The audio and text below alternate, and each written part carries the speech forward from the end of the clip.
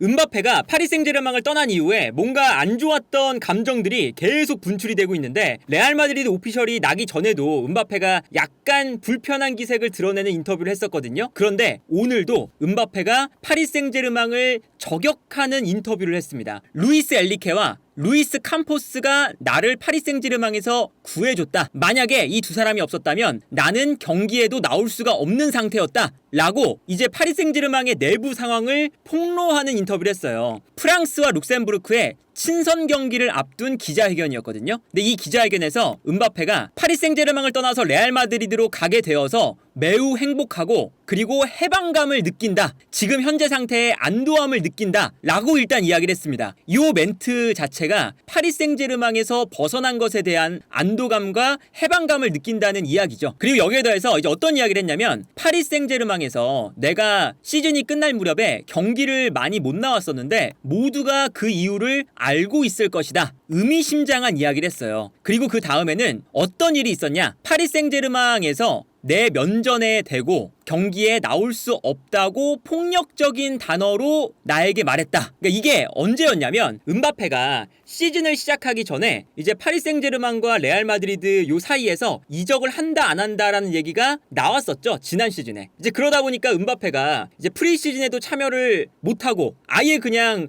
분리가 돼서 음바페만 따로 훈련을 하는 장면이 찍히기도 했어요. 그래서 그때 음바페가 못 나와서 이강인 선수가 음바페 대신에 왼쪽 측면 공격수로 뛰고 그랬거든요. 그때 이제 파리 생제르맹 쪽에서는 음바페에게 너가 다음 시즌에 자유계약으로 떠날 예정이라면 아예 경기도 못 나오게끔 하겠다. 이제 이런 상황이었는데 루이스 엘리케와 루이스 캄포스 파리 생제르맹의 단장이 나를 구해줬다. 이 두 사람이 구단을 설득했고 이 두 사람이 없었다면 나는 이번 시즌의 경기를 못 뛰었을 것이다. 그래서 항상 엘리케 감독과 루이스 캄포스 디렉터에게 너무 감사한다. 그리고 이렇게 단지 플레이한다는 사실에 내가 기뻐할 수가 있었다. 하지만 내년에는 그냥 단순하게 경기에 나온다고 안도하는 것이 아니라 레알 마드리드로 가서는 더 좋은 플레이를 보여주겠다. 이런 이야기를 했어요. 그래서 이제 기자가 직접적으로 파리 생제르맹에게 불만이 있는 것이냐 라고 이야기를 하니까 내가 파리 생제르맹에서 불행하진 않았다. 그건 이제 내가 있던 팀에 대한 예의가 아니다. 하지만 나를 불행하게 만든 일이 분명히 있었다. 이렇게 약간 우회적으로 파리 생제르맹에서 행복하지 않았던 그런 일들이 본인에게 발생을 했다는 얘기를 이번에는 조금 더 직접적으로 했죠. 물론 여기서 이제 음바페가 언급하지 않은 이름이 바로 파리 생제르맹의 구단주인 나세르 알 켈라이피 구단주겠죠. 이제 켈라이피 구단주와는 음바페가 완전히 관계가 틀어졌다는 얘기가 이미 많이 나왔었고요. 그게 왜 그랬냐면 음바페가 파리 생제르맹을 떠난다는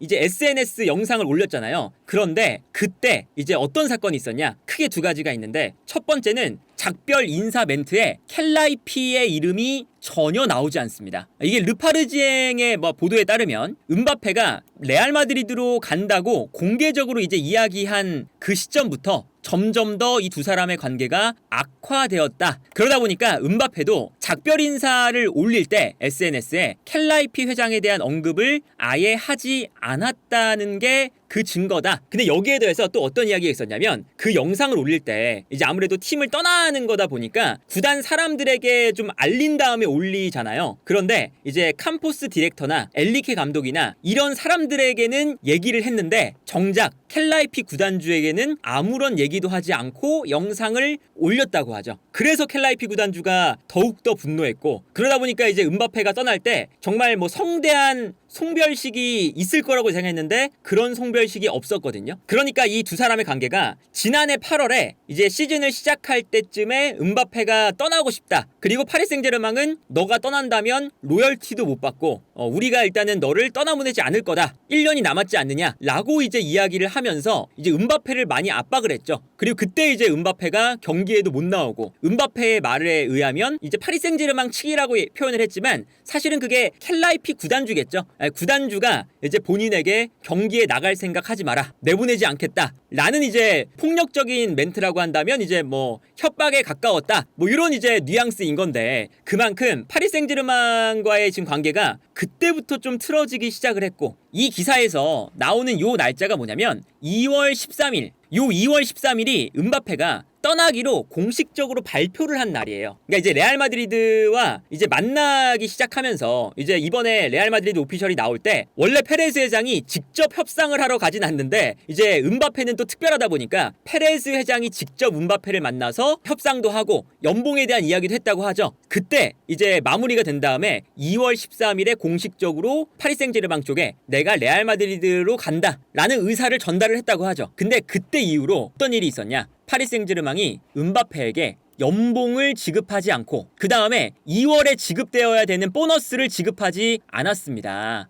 이게 르키프에서만 나온 게 아니라 여러 프랑스 매체에서 동일하게 이야기를 하고 있거든요. 이제 뭐 어떤 곳은 보너스는 지급했는데 연봉을 2달치 지급 안 했다. 어떤 곳은 이렇게 이제 연봉하고 이제 보너스를 지급하지 않았다. 이야기가 갈리긴 하는데 어쨌든 공통적인 건 줄 돈을 음바페에게 안 줬다. 이거예요. 그러니까 이것도 파리 생제르맹이 음바페가 떠난다고 하니까 음바페에게 주는 돈을 의도적으로 좀 주지 않았다 라는 논란에 휩싸이고 있는 거죠. 파리 생제르맹이 음바페에게 돈을 지불하지 않기로 결정했다고 통보를 했다. 그러니까 이게 이제 음바페가 여러 가지 지금 논의점이 있거든요. 그 보너스가 시즌이 끝나고 나서 남는 것을 전제로 한 보너스니까 우리는 너에게 보너스를 주지 않겠다. 이런 이제 관점에서 파리 생제르맹이 계속 이제 음바페에게 이제 보너스를 못 주겠다. 이런 얘기를 했었죠. 그러다 보니까 이제 음바페가 떠나기로 결정을 했기 때문에 충성을 위한 이 금액을 줄 수가 없다. 라는 이제 입장으로 사실 시즌을 시작하기 전에도 이야기가 나왔었어요. 그래서 이 보너스 지급에 대한 얘기가 아직까지도 나오고 있는 상태고 이제 이런 갈등이 계속되다 보니까 음바페가 이제 오늘 인터뷰에서도 이렇게 파리 생제르맹이 나를 좀 협박하는 얘기들을 했었다. 이런 이야기를 한 거고요. 그리고 그 며칠 전에는 이런 얘기도 했어요. 2022년에 음바페가 파리 생제르맹과 재계약을 했잖아요. 근데 그 재계약을 할 때 파리 생제르맹과 재계약하는 거 그 이상의 의미를 담고 있었다. 카타르 월드컵 때문에 내가 재계약을 하게 됐고 그건 이제 결국에는 파리 생제르맹과 재계약이라기보다 프랑스와 카타르의